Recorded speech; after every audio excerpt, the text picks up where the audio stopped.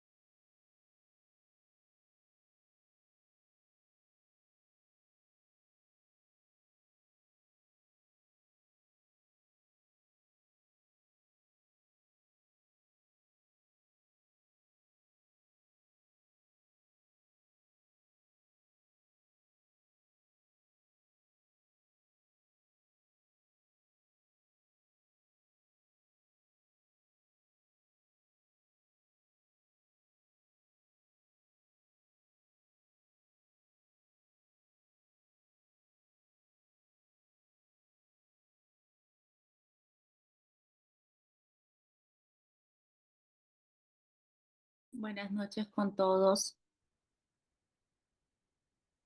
Se logra Buenas ver, noches, doctora. logra ver bien la pantalla para poder comenzar. Sí, doctora, sí se ve. Buenas noches, soy la doctora Calderón, Milagros Calderón del Hospital Santa Rosa. El tema que vamos a hablar el día de hoy es hemorragia de la segunda mitad del embarazo. Y es importante tocar este tema porque muchas veces van a llegar a la emergencia pacientes que están presentando un sangrado. Y es importante que nosotros, como personal de salud, podamos identificar adecuadamente a cuál es la causa de este sangrado para poder hacer un manejo adecuado, independientemente de la especialidad que logremos hacer más adelante. Es importante tener en cuenta que la hemorragia en la segunda mitad del embarazo, una hemorragia en la segunda mitad del embarazo es un sangrado vaginal que ocurre después de las 22 semanas de la gestación. Ocurre aproximadamente entre un 3 a un 4% de todos los embarazos y está asociado a un aumento de un parto pretérmino y hay una mayor incidencia de una morbimortalidad perinatal. Y es importante tener en cuenta esto, ¿por qué? Porque una gestante que llega con un sangrado después de las 22 semanas y antes de las 34, obviamente va a haber mayores riesgos porque vamos a tener recién nacidos antes de tiempo que van a tener todas las complicaciones propias de los pretérminos, como cuáles son, pues, membrana hialina, va a tener más riesgo de enterocolitis necrotizante, va a tener mayor tiempo y estancia en UCI neonatal y es importante que nosotros podamos manejarlo a tiempo, poder hacer el diagnóstico de manera oportuna y tratar de prolongar lo más que se pueda este tipo de gestación. Y en los casos que no se pueda hacer el diagnóstico oportuno, porque si no pueden ser fatales. Los temas que vamos a tocar el día de hoy va a ser desprendimiento prematuro de placenta normoinserta, placenta previa, vasa previa y rotura uterina. Y es importante tener en cuenta estas cuatro patologías porque muchas veces se pueden confundir si es que nosotros no hacemos un adecuado diagnóstico. Y si hacemos un buen diagnóstico, vamos a salvar no solamente la vida de la mamá, sino también la vida del bebé. Y es importante por eso hacer un diagnóstico de manera oportuna, rápida y precisa. El primer tema que vamos a hablar en esta noche es de placenta previa. Y es importante tener en cuenta que la definición de la placenta previa es la implantación y desarrollo de la placenta en el segmento inferior del útero, donde la placenta se encuentra cerca o incluso cubriendo el orificio cervical interno. Dentro de la epidemiología se ubica en aproximadamente al 0.2 a 0.5 de todas las embarazadas, de todas las gestantes, y es un 15 o un 20% de las hemorragias de la segunda mitad del embarazo y un 3.3% de las muertes obstétricas por hemorragia. Y es importante tener en cuenta este punto de que hay un mayor riesgo de recidiva. Eso quiere decir que si nosotros, por ejemplo, hacemos un primer diagnóstico de placenta previa en una gestante y esta gestante vuelve a embarazarse, en el segundo embarazo hay un 4 o un 8% de recidiva, o sea, de riesgo de que pueda volver a ser una placenta previa. ¿Y esto por qué se da? Eso se da muchas veces por la misma etiología, ¿no? La mayoría de las placentas previas no tienen una etiología específica, pero son más frecuentes en aquellas pacientes que tienen un antecedente de una cicatriz uterina por una cesárea o por una miomectomía o por procedimientos ginecológicos en general, pacientes que tienen antecedentes de legrados, multíparas o gestaciones con placentas de gran tamaño como en embarazos múltiples. Y esto se debe a una patogenia, y esta patogenia es por una tardía aparición de la capacidad de fijación del trofoblasto, o sea, quiere decir que tardíamente se va a ir fijando el trofoblasto que va a dar la generación de la placenta, o una capacidad de fijación del endometrio disminuida, o una capacidad receptiva insuficiente del adhesivo del fondo uterino, que no va a permitir de que esta placenta se logre fijar en el fondo, o alteraciones endometriales, como ya las mencionamos anteriormente, ¿no? Si es que hay antecedentes de legrados a repetición o hay antecedentes de cicatrices o hay antecedentes de que no va a permitir que este tejido endometrial se fije adecuadamente, las células trofoblásticas pues no va a permitir una formación de la placenta en la zona fúndica, ¿no? O aquellas placentas de mayor tamaño, más delgadas y más irregulares con una variación en su forma habitual y esto va a permitir que generen algunos cotiledones atróficos y va a generar mayores alteraciones. Y es importante tener en cuenta que la placenta, que es irregular, más grande y delgada, pues puede presentar algunos cotiledones aberrantes y membranas friables que no van a permitir una adecuada implantación. También cuando hay una vascularización aumentada en el segmento inferior, especialmente en aquellas pacientes que tienen antecedentes de miomectomías o antecedentes de cesáreas, va a permitir que en esta zona se implante la placenta y se fije. En aquellas pacientes que tienen cordones umbilicales excéntricos o también aquellas pacientes que van a generar todo este tipo de alteraciones, va a aumentar la incidencia de acretismo placentario. Entonces es importante tener en cuenta que aquellas pacientes que tienen placenta previa van a tener mayor riesgo de tener acretismo placentario, porque ya va a haber una alteración en la placentación y en la aplicación de la placenta y aumenta la incidencia de que pueda ocurrir acretismo placentario. Y dentro de los tipos de placenta previa que podemos tener, tenemos aquellas placentas previas que son de inserción baja, placentas previas marginales, placentas previas parciales y placentas previas totales. Y según su localización va a haber también mayor porcentaje de aparición, ¿no? Las inserción baja o lateral tenemos en un 23%, las marginales en un 12%, las parciales en un 26% y total o central en un 30%.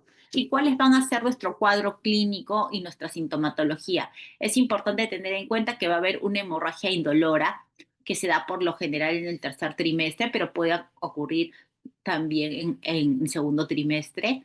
Inicio sin aviso y sin dolor. Este punto es importante porque muchas veces van a llegar a emergencia pacientes que le va a referir que ha presentado un sangrado, pero no va a haber dolor de por medio, ¿no? Y cesa espontáneamente y puede ser recurrente y esto es importante tenerlo en cuenta porque muchas veces la placenta previa va a haber pequeños sangrados, cesan o paran con el reposo y puede volver a activarse más adelante, ¿no? Y se va a hacer en la placenta, es una placenta implantada cerca al orificio cervical interno que va a aparecer una hemorragia, ¿no?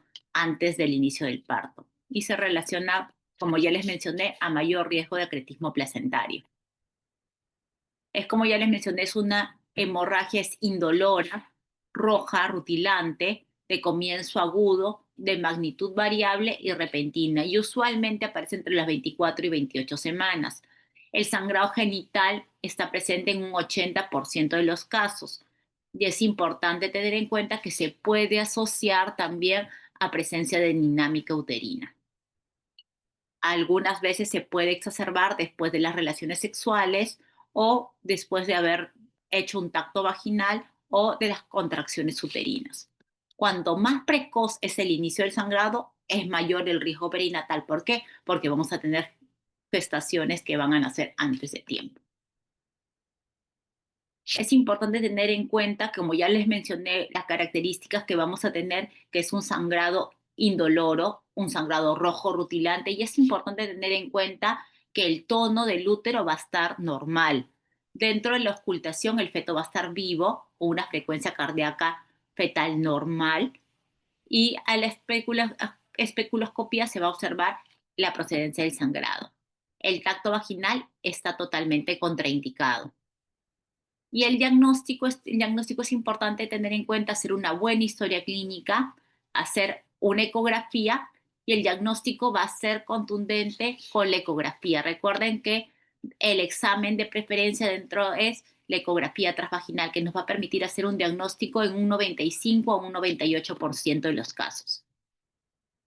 Es importante tener en cuenta, acá podemos ver imágenes ecográficas que nos van a permitir hacer el diagnóstico que tenemos en la primera imagen una placenta de inserción baja donde va a ser mayor a de 2 a 5 centímetros la inserción de la placenta del orificio cervical externo e interno, la placenta marginal que va a ser a unos 2 centímetros, una placenta oclusiva cuando ya está ocluyendo totalmente el orificio cervical y una oclusiva total cuando es menor de 2 centímetros. Entonces ahí está ocluyendo totalmente el orificio cervical. Y el manejo inicial va a ser la hospitalización de todo paciente que llega sangrando vía endovenosa, control de diuresis, valorar el estado hemodinámico. Es diferente tratar a una paciente que está sangrando y que está hemodinámicamente estable a una paciente que está sangrando y que está en un shock hipovolémico, ¿no? Es importante valorar el estado del feto y la edad gestacional y hacer pruebas hemáticas y pruebas cruzadas para poder valorar y si es necesario hacer alguna transfusión sanguínea. Y el tratamiento de la placenta previa es importante definir si vamos a hacer un manejo expectante o vamos a hacer un manejo de intervención. ¿Y esto qué es lo que nos va a permitir definir o cuáles van a ser nuestros puntos para poder definir cuál va a ser nuestro manejo? La magnitud va a depender mucho de la magnitud del sangrado, de la edad gestacional y la madurez fetal, del tipo de placenta previa, si es que está presentando sufrimiento fetal o no, de la presentación y situación fetal, de la presencia o no de trabajo de parto. ¿Y por qué es importante definir esto? Es importante saber si es un sangrado escaso o es un sangrado abundante. Es diferente si estamos hablando de una gestación de 28 a 34 semanas, que estamos hablando de una gestación pretérmino, o si estamos hablando de una placenta previa que está sangrando con 37 o 38 semanas. El tipo de placenta previa, si es una placenta previa total o si es una marginal, si es que el bebé está en sufrimiento fetal o si es que está con los latidos cardíacos fetales conservados, la presentación y situación del feto y la presencia o no de trabajo de parto. Y el manejo expectante, ¿cuándo lo vamos a realizar? Si la paciente es una gestación de menos de 37 semanas, si la hemorragia es leve o cede con el reposo, si la gestante está sin trabajo de parto, y siempre y cuando hay que tener en cuenta esto, donde hay ausencia de complicaciones maternas y ausencia de sufrimiento fetal. Es importante el reposo, el control de la hemorragia, la monitorización de la frecuencia cardíaca y los latidos cardíacos fetales, y hay que hacer los análisis de rutina.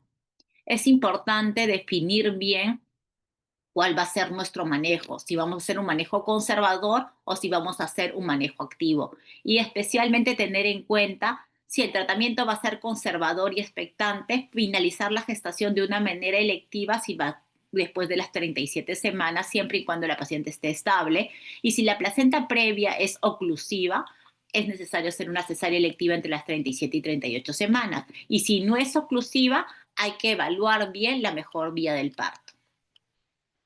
¿Cuáles son las indicaciones para una cesárea? Si la placenta previa es parcial o total, o si es una marginal en cara posterior, si hay una hemorragia intensa, si hay mal estado materno, mal estado fetal o hay alguna distocia asociada en la presentación, fetos en pelviano, en transverso, que no van a permitir que pueda dar un parto vaginal.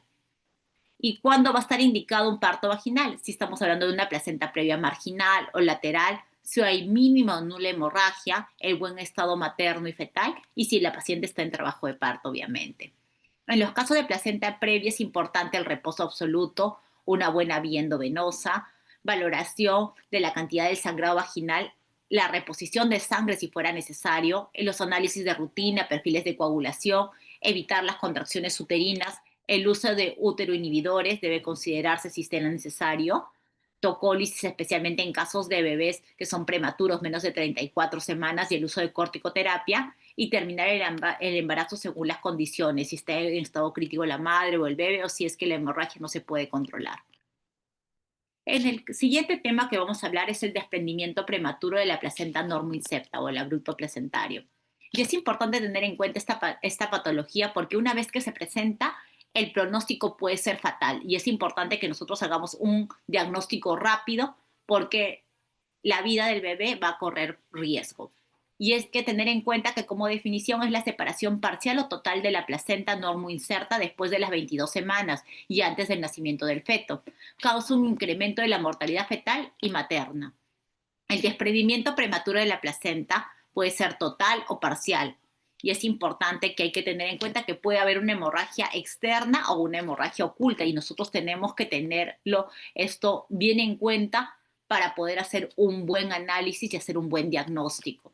Dentro de la epidemiología es aproximadamente el 1% de todos los partos, es el 30% de las hemorragias en la segunda mitad del embarazo, tiene una incidencia de 1 en 200 a 1 en 300 partos y las formas severas de 1 en 500 a 1 en 750. puede causar el 5% de la mortalidad materna y un 50 o un 80% de la mortalidad fetal. Y puede ocurrir un 70% en los embarazos que presentan trastornos hipertensivos del embarazo. Y es importante tener en cuenta porque va a estar muy asociado a las pacientes que van a presentar trastornos hipertensivos. Dentro de la fisiopatología, el desprendimiento prematuro de la placenta normoinserta ocurre después de la ruptura espontánea de un vaso de la dessuida basal, que provoca la formación de un hematoma. Este hematoma comprime la placenta y sus vasos, produciendo necrosis e isquemia y generando el desprendimiento de la placenta. Si el proceso continúa, el hematoma puede disecar toda la placenta y puede pasar a través de las membranas del líquido amniótico, dando un color rojo vinoso. Desde el hematoma inicial puede haber extravasación sanguínea hacia el miometrio y superficie peritoneal, útero de Cuvelier. Y es importante, como podemos ver en esta imagen, cómo se infiltra totalmente el miometrio. Y una vez que ya alteró ya toda la parte del miometrio y tenemos un útero de Cuvelier, vamos a tener mayor dificultad para que este útero pueda contraerse y vamos a tener mayores riesgos de tener atonía uterina, mayores riesgos de que este útero no pueda contraerse y mayor riesgo de hemorragia. Entonces es importante tener todo esto en cuenta porque esto nos va a provocar que vaya a haber un aumento de tromboplastina en la circulación materna y provocar una coagulación intravascular diseminada. Acá podemos ver en esta imagen cómo tenemos un útero que está totalmente infiltrado y está generando un útero de Cuvelier, que esto a su vez va a generar mayor dificultad para la contracción uterina y va a generar mayor riesgo de hemorragia que nos puede llevar a un CID.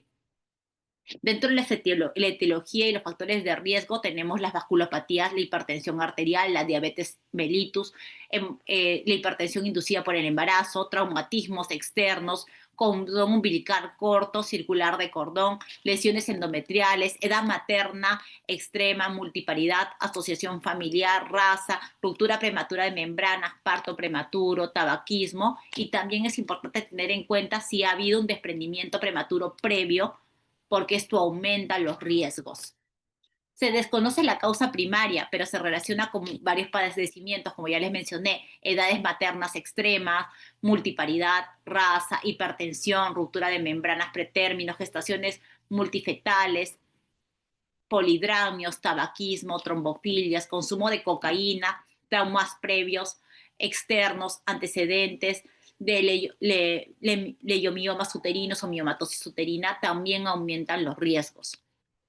Y dentro del diagnóstico es importante tener en cuenta si es que ocurre una hemorragia externa que no guarda con relación con el estado general de la paciente, dolor uterino severo, intocable, un útero duro, leñoso, y es importante tener en cuenta este punto porque vamos a tener un aumento en el tono uterino, que este aumento del tono uterino, a diferencia de la placenta previa, nos va a indicar o nos va a aumentar el riesgo de un desprendimiento prematuro de placenta. Altura uterina que no hay una relación con la edad gestacional. En algunos casos puede haber un feto muerto porque tengamos en cuenta que al desprenderse la placenta ya no va a haber una buena irrigación para este bebé y puede fallecer. Entonces, por eso es que va a haber una alteración que se va a ver rápidamente en la evolución, que el bebé se va a venir a menos los latidos cardíacos y puede generar la muerte fetal, trastornos de la coagulación y un shock de rápido progreso.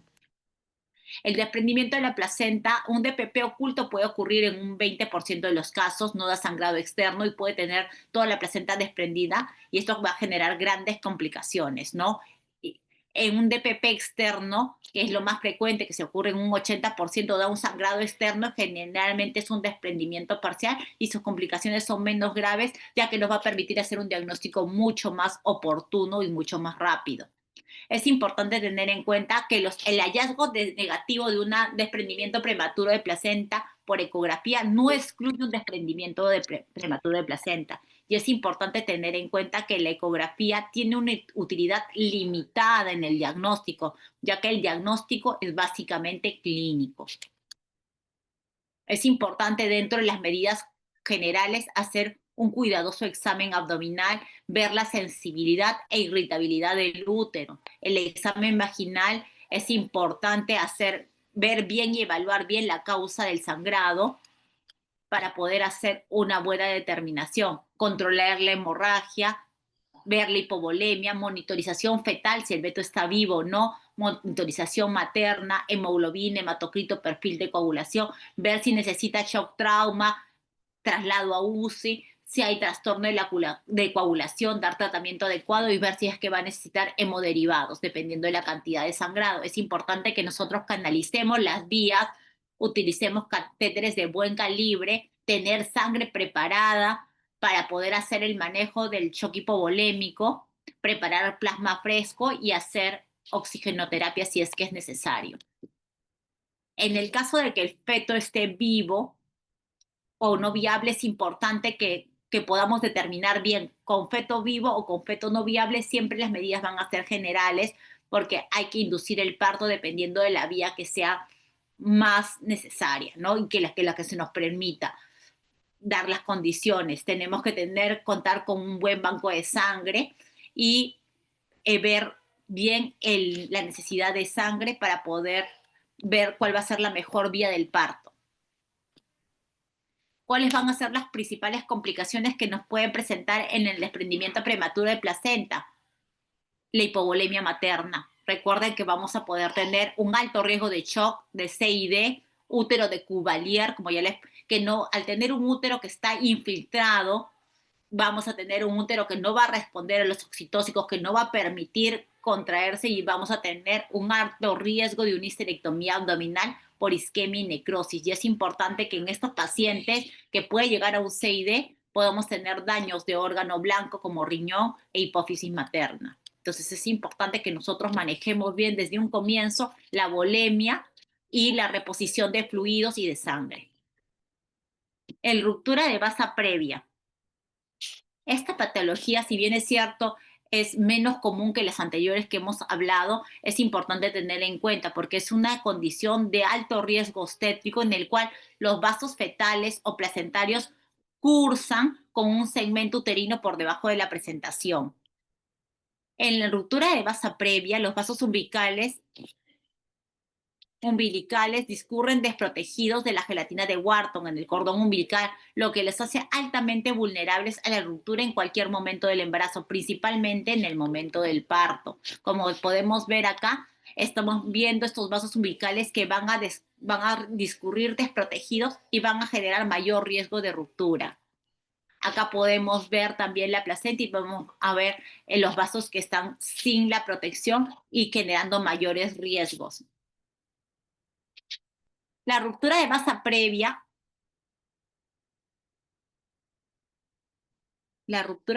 ¿se logra escuchar bien? Sí, doctora.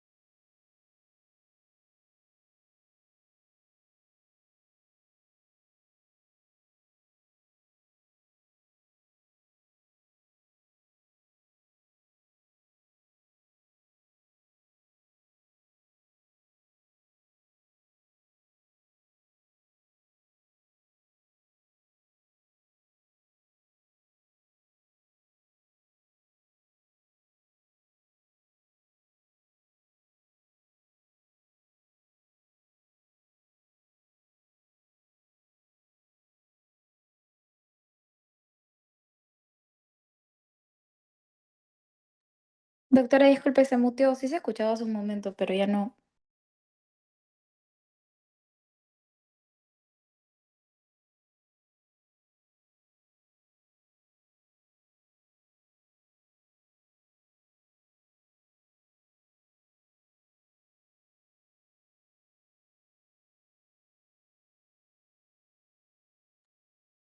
¿Se logra ver ahí? Ahora sí, doctora.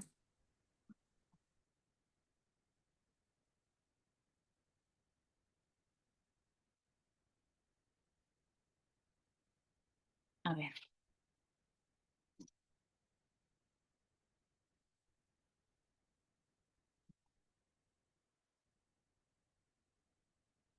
¿Ahí me escuchan bien? Sí, también, doctora. Ah. Ya, a ver, estábamos hablando de la ruptura de vasa previa y como ya les expliqué, acá podemos ver los vasos umbilicales que discurren de manera anómala y es importante tener en cuenta que dependiendo de la ubicación de estos vasos, tenemos vasa previa tipo 1 que cruzan por el cemento uterino debido a una inserción velamentosa del cordón, una inserción en las membranas. Esa es la vasa previa tipo 1. Y el tipo 2, cruce de vasos fetales entre uno o más lóbulos accesorios de la placenta. Esto especialmente se va a dar en aquellas placentas bilobuladas. Entonces es importante tener en cuenta la diferencia entre una vasa previa tipo 1, que como ya les mencioné es una inserción velamentosa del cordón, a diferencia de la placenta vasa previa tipo 2, que esto se va a dar especialmente en aquellas placentas que van a ser bilobuladas, en aquellas placentas que van a tener un lóbulo accesorio. ¿Y esto cómo vamos a hacer el diagnóstico? El diagnóstico muchas veces se va a hacer mediante una ecografía transvaginal Doppler. Es importante tenerlo en cuenta porque una vez que nosotros lo pensemos, lo busquemos, vamos a poder hacer un diagnóstico antenatal para poder hacerlo de una mejor manera, ¿no? Acá podemos ver cómo podemos ver a través del canal cervical, podemos ver la inserción del cordón que está en una inserción anómala, ¿no? Es importante que el diagnóstico sea antenatal, o sea, antes de que nazca el bebé, antes de que se produzca el parto, antes de que se produzca la dilatación, porque va a ser de vital importancia. Si se hace un diagnóstico antenatal, se puede planificar una cesárea electiva dentro de las 36 a 38 semanas para reducir la mortalidad fetal y evitar que haya mayores complicaciones. Y uno de los últimos temas que vamos a tratar en esta noche es la ruptura uterina. Y es importante tener en cuenta la ruptura uterina porque es una patología que puede producirse durante el embarazo o más frecuente durante el parto. Va a haber una grave repercusión sobre la madre y el feto y podemos tener de formas espontáneas, puede ser traumática o puede ser operatoria. Y es importante tener en cuenta porque puede haber rupturas completas, incompletas. Dentro de lo que es la ruptura completa es la ruptura de todo el grosor de la pared uterina en la comunicación, que va a haber una comunicación con la cavidad abdominal. Y dentro de lo que es la ruptura uterina incompleta, abarca toda la pared, pero no hay una comunicación directa. Especialmente podemos ver esto a veces cuando entramos a las cesáreas y vemos que todavía queda una membrana cubierta, es lo que se denomina una ruptura incompleta o una inminencia de ruptura uterina, ¿no? Esto de ahí, como ya les mencionaba, especialmente en pacientes con cesáreas previas, ¿no? La ruptura completa es la separación de la antigua incisión con una ruptura de las membranas fetales. O podemos ver una dehiscencia de la sutura o una ruptura incompleta, es una separación de la antigua incisión, preservando una membrana fetal todavía íntegra, ¿no? Y es importante tener en cuenta porque cada vez la tasa de cesáreas va en aumento y al tener mayor índice de cesáreas vamos a tener mayor riesgo de que podamos tener este tipo de patologías. Y es importante también tener en cuenta que podemos tener rupturas traumáticas asociadas a fármacos como son la oxitocina, manipulaciones intrauterinas, mayor presión externa o maniobras instrumentales. Casi ya no utilizamos instrumental externo como vacuum o forceps, pero sí utilizamos cada vez más el uso de oxitóxicos o prostaglandinas y esto puede asociarse a mayor riesgo de ruptura uterina. Y también tenemos las rupturas espontáneas, especialmente en ausencia de de traumatismos iatrogénicos, especialmente en rupturas uterinas en el trabajo de parto, obstruidos o no estimulados, ¿no? Entonces es importante tener en cuenta estos dos tipos, tanto las que son traumáticas como las que son espontáneas, para poder hacer una mejor clasificación. ¿Cuáles van a ser los factores de riesgo para una ruptura uterina? El que va a ser predominante va a ser una cirugía uterina previa. ¿Cómo cuáles? Pacientes que tienen antecedentes de miomectomías, pacientes que tienen antecedentes de cesáreas previas, van a tener mayor riesgo de ruptura uterina, grandes multíparas, grados uterinos repetitivos, malas posiciones o presentaciones, fetos muertos, edades avanzadas, edad avanzada materna, anomalías congénitas, especialmente aquellas pacientes que puedan tener antecedentes de úteros bicornes, porque estamos hablando de un útero que no va a tener la capacidad normal y que va a tener mayor riesgo de que se pueda romper durante el trabajo de parto e infecciones uterinas previas. También tenemos los traumatismos, especialmente aquellas pacientes que puedan tener algún choque o accidente de tránsito, pues tienen mayores riesgos de ruptura uterina, mal uso de oxitóxicos o prostaglandinas, ¿no? Especialmente aquellas pacientes donde no se dosifica bien la cantidad de oxitocina o prostaglandinas, va a haber mayor riesgo de ruptura uterina, distocias de trabajo de parto, partos precipitados, sobredistensión uterina en aquellos embarazos múltiples, partos instrumentados, malas maniobras obstétricas o acretismo placentario. Dentro de la ruptura inminente se puede presentar en pacientes que tienen contracciones uterinas intensas, ya sea provocada por fármacos o totalmente espontáneo, abdomen doloroso, distensión del cemento uterino que va a generar un anillo de Ball, puede presentar un sangrado rojo oscuro, agitación sin signos de anemia o shock. Y dentro de los signos y síntomas que vamos a tener, la paciente es una paciente que muchas veces va a estar en trabajo de parto, y que va a tener un dolor abdominal súbito. Va a haber un cese de las contracciones uterinas y muchas veces nosotros vamos a ver que una paciente está con una dinámica uterina muy intensa de manera regular, con un dolor abdominal propio del trabajo de parto o más intenso de lo frecuente y cesa totalmente. Hay un silencio uterino y ese dolor abdominal se incrementa, ¿no? Y incrementa el dolor, pero ya no hay contracciones. Entonces tenemos que pensar dentro de nuestros diagnósticos que puede haber una ruptura uterina, ¿no? Y esto se puede asociar a una hemorragia vaginal o una hematuria. Vamos a tener signos maternos de shock, porque nuestro paciente rápidamente puede hacer taquicardia, puede comenzar a generar palidez, más sangrado, puede haber la palpación de partes fetales, porque una vez que se abre este útero podemos comenzar a tener palpación de partes fetales fácilmente a través de la pared abdominal materna, ausencia de latidos cardíacos con movilidad fetal o aparición de un patrón ominoso en el monitoreo electrónico fetal, ¿no? Y el manejo va a ser un manejo general de cualquier paciente con una hemorragia, ¿no? O de un shock hemorrágico. Vamos a tener que canalizar doble vía con catéteres de amplio calibre, solicitar pruebas cruzadas, hemoglobina, grupo sanguíneo, grupo factor, solicitar paquetes globulares porque esta paciente va a necesitar paquetes globulares, colocar expansores plasmáticos, reposición de sangre, de volumen y referir rápidamente al paciente a un centro asistencial de capacidad resolutiva, porque esta paciente va a necesitar un manejo integral, ¿no? El tratamiento ya específico ante la sospecha de una ruptura inminente, hay que hacer una cesárea de emergencia para tratar de salvar la vida de la madre y también tratar de salvar la vida del feto si es que fuese necesario, si todavía el feto está vivo, ¿no?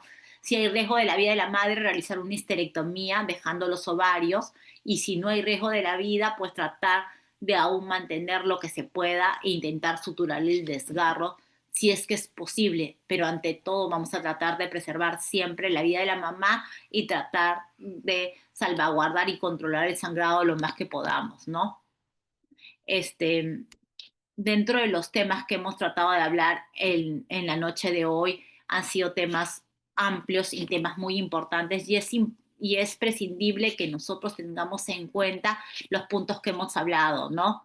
Identificar bien dentro de las patologías que hemos manejado el día de hoy, recordar que cuando hablamos de placenta previa vamos a tener un sangrado rojo rutilante que va a ser indoloro, que dentro de lo que vamos a poder hacer el manejo, la paciente va a poder esperar y nos va a dar tiempo para poder hacer un manejo todavía expectante, a diferencia de las otras patologías, ya que un desprendimiento de placenta normoinserta, el manejo es agudo, es rápido, es una emergencia obstétrica y nuestra paciente puede correr riesgo tanto la vida de la mamá como el bebé, al igual que el de una ruptura uterina. No nos va a dar tiempo para poder esperar y el manejo va a ser mucho más rápido porque se puede perder la vida tanto de la madre como del bebé. Y tener en cuenta en el caso del BASA previa, es importante que si nosotros hacemos un diagnóstico previo, vamos a poder manejarlo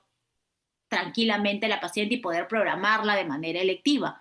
Pero si nosotros no hacemos un diagnóstico precoz y se nos presenta una hemorragia por una basa previa, lo principal es que va a haber un deterioro de los latidos fetales rápido y brusco y una muerte fetal rápida. ¿Y esto por qué? Porque directamente la sangre que o la hemorragia que vamos a tener va a ser de fetal, ¿no? Porque son vasos netamente del feto.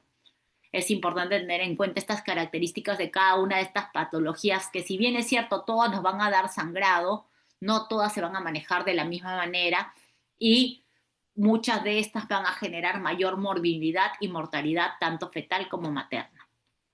No sé si habrá alguna pregunta o alguna duda en base a lo que hemos conversado en esta noche.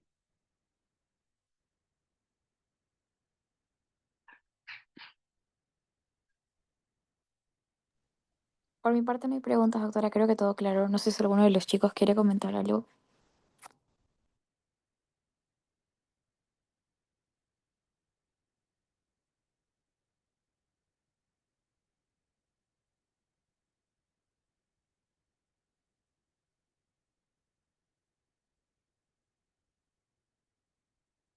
Bueno, si no hay preguntas, muchas gracias. Buenas noches.